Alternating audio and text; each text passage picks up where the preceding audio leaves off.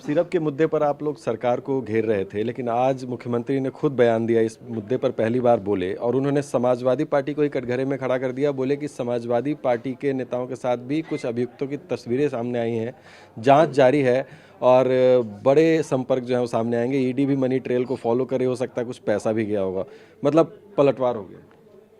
आखिर इतना दिन कैसे लग गया मुख्यमंत्री जी को पलटवार करने में, जब मुख्यमंत्री जी के पास इतनी एजेंसियां हैं, एसटीएफ है और बहुत एजेंसियां हैं मुख्यमंत्री जी को।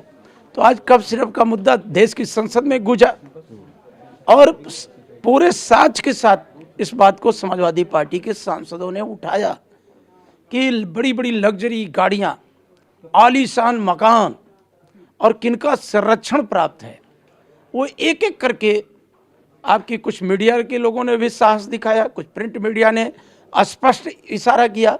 तो मुख्यमंत्री जी क्या इंतजार कर रहे थे कि विधानसभा का सत्र आहूत होगा तो हम इस तरह के बयान देंगे? तो मुख्यमंत्री जी इस तरह के बयान दे करके अपनी जिम्मेदारी से बच नहीं पाएंगे। उनकी छोटी छोटी घटनाओं पर अगर वो पीडीए समाज के लोग होते तो अब तक ध्वस्त कर दिए जाते उनके मकान और उन्हें न जाने कहां कहां भेज दिया जाता। लेकिन आज मुख्यमंत्री जी की चुप्पी अपने आप में कई प्रश्न खड़ा कर देती है, जो समाज में आज लोग तरह तरह की बातें कर रहे हैं। अगर मुख्यमंत्री जी चाहते हैं कि जीरो टॉलरेंस, बार बार वो भी भाषण देंगे, कहते हैं जीरो टॉलरेंस, क्या जीरो टॉलरेंस यही है कि हजारों करोड़ के नकली कफ सिरप बाजार में बिक रहे हैं और आपकी एजेंसियां कर क्या रही थी? क्यों नहीं उसकी जांच पड़ताल की? क्या लोगों की जान जाने का इंतजार कर रही थी?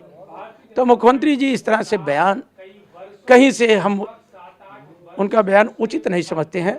हम तो कहते हैं कि इस जहरीले धंधे में जो भी लोग शामिल हों, ये राजनीति का आरोप प्रत्यारोप की बातें नहीं है, मासूमों की जान का सवाल है। मुख्यमंत्री जी ठोस कार्रवाई करें और साक्ष्य तो बहुत मिल गए, उन्हीं साक्ष्यों का आधार पर भी कार्रवाई करें, तब जाके जनता का विश्वास अर्जित करो। प्रदूषण का मुद्दा भी आप लोग उठा रहे हैं। क्रिकेट मैच नहीं हो पाया तो आप लोगों की पार्टी की तरफ से कहा गया कि प्रदूषण के कारण जो धुंध थी वो स्मॉग थी एक्चुअली में, और उसकी वजह से मैच नहीं हो पाया। प्रदूषण का मुद्दा पूरे देश में उठ रहा है, उत्तर प्रदेश तक भी पहुंच रहा है। अब आप ही के पार्टी के सांसद आर के चौधरी, उन्होंने कहा है कि जो लाशें जलती हैं, दाह संस्कार होते हैं, उससे भी प्रदूषण होता है। उसके अलावा जो होलिका दहन होता है उससे भी प्रदूषण होता है। जो अपना देश है वो प्रदूषण के प्रति गंभीर ही नहीं है। इस बयान को किस तरीके से देखा जाए, कि आप इस बात से सहमत हैं, उनके बयान से सहमत? देखिए, एक बहुत बड़ी चुनौती बन के उभरा है। जब दुनिया के अंदर प्रदूषित शहरों का या पर्यावरण को लेकर के जो लिस्ट जारी हुई, उसमें देश की राजधानी सहित उत्तर प्रदेश के कई शहरों का नाम आया। सरकार को अलर्ट होकर के इस पे आगे बढ़ना चाहिए था, लेकिन सरकार आगे नहीं बढ़ पाई। सरकार हर बार आंकड़े प्रस्तुत करती है और कहती है कि हमने इतने पेड़ लगा दिया कि Guinness book of the world record में ये शामिल हो गया है।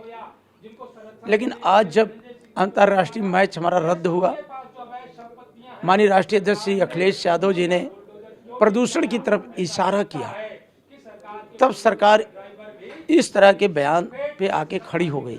मैं आपको याद दिलाऊं कि डॉक्टर लोहिया बराबर कहते थे कि हिमालय बचाओ, नदियों को साफ रखो। जब माननीय अखिलेश यादव जी को अवसर मिला तो उन्होंने एशिया के अंदर सबसे बड़ा पार्क जनेश्वर मिश्र पार्क बनाया। माननीय नेताजी ने डॉक्टर राम मनोहर लोहिया पार्क बनाया। इसके अंदर जो पेड़ पौधे लगाए गए, क्रेसिया, कंबोडिया, मोलश्री के पेड़, वो आप जाएं अगर स्टोरी कर दें, आपको 1090 पे मिलेगा। गवर्नर हाउस के आसपास वो खिलते हुए पेड़ मिलेंगे, विक्रमादित्य मार्ग पे मिलेंगे, लोहिया पथ पे मिलेंगे। बिल्कुल आप सही कह रहे हैं कि पर्यावरण के लिए काफ़ी पार्क बने और वृक्षारोपण वगैरह हुआ, लेकिन जो बयान आर के चौधरी जी ने दिया उस पर लॉजिक समझ में नहीं आता, क्योंकि दाह संस्कार तो होगी, लोगों की मृत्यु होगी, तो दाह संस्कार का कोई ऑप्शन और दूसरा है नहीं, और साल में अगर एक बार होलिका दहन होता है तो वो भी चीज़ें होती रहेंगी। उनके बयान को अब बीजेपी वाले घेर रहे हैं, उसको आप लोगों को बचाव करना पड़ेगा। देखिए, गोमती रिवर फ्रंट एक मॉडल प्रस्तुत किया गया था कि इस तरह से काम करके नदियों को पुनर्जीवित किया जा सकता है। इस दिशा में माननीय अखिलेश यादव जी आगे बढ़े थे।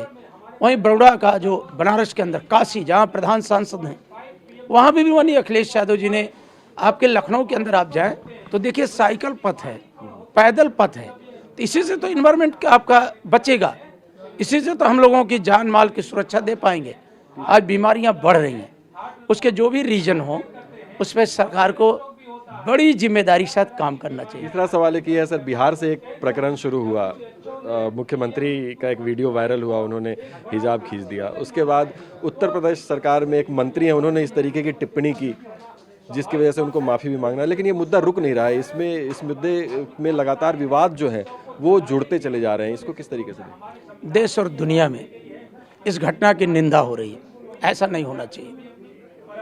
और हमारे राष्ट्रीय अध्यक्ष जी ने कल प्रेस कॉन्फ्रेंस के अंदर ही कहा कि वहाँ के मुख्यमंत्री जी को साथ में हेल्पर लेके चलना चाहिए। और जिस तरह से उस पर बयान आ रहे हैं वो देश को शर्मसार कर रहे हैं, क्योंकि आप जानते हैं कि हमारा देश मिली जुली संस्कृति का है, धर्म उपासना की हमारी अलग अलग पूजा पद्धति है। इस तरह से किसी की भावना को ठेस पहुंचाया जाए, ये सर्वथा निंदनीय है। हम आप सब देश के नागरिक होने के नाते इस तरह की घटना पर हम जहां अफसोस व्यक्त करते हैं, वहीं बीजेपी से कहना चाहते हैं कि बयानबाजी का रास्ता छोड़ करके आप जो भारत का संविधान, जो आज़ादी का मूल मंत्र है, लोकतंत्र है, जो संविधान है, उसको कैसे बचा करके सबका विश्वास जीता जाए, इस दिशा में से आगे बढ़ना चाहिए। यही हमारा भारतीय जनता पार्टी के लिए सुझाव है।